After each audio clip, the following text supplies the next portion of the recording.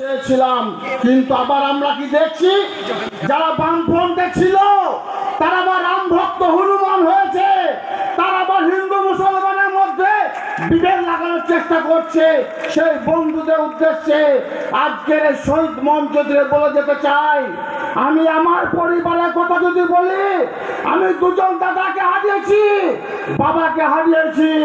কাজল শেখ কাপড় বেঁধে নেমেছে, কাজল শেখ উপরবেলা ছাড়া কাউকে কোনদিন ভয় পাইনি আর পাবেও না। তাই যারা হিন্দু মুসলমানের মধ্যে ভেদাভেদ করতে চাইছো বন্ধু, একটু সাবধানে থাকো। তোমাদের বামফ্রন্টের যেভাবে আমরা মানুষ ছাড়া করেছি, বীরভূম ছাড়া করেছি, বাংলা ছাড়া করেছি, তোমাদের সময় এসে গেছে, তোমাদেরকে গুজরাট পাঠিয়ে ছাড়বো।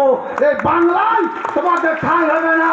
বাংলা এটা, বাংলা এটা রবীন্দ্রনাথের বাংলা, এটা নজরুলের বাংলা, এটা বৈষ্ণব কবি চণ্ডীদাসের নানুর, যেখানে তিনি বলে গেছেন সবার উপর মানুষ সত্য, তাহার উপর নাই।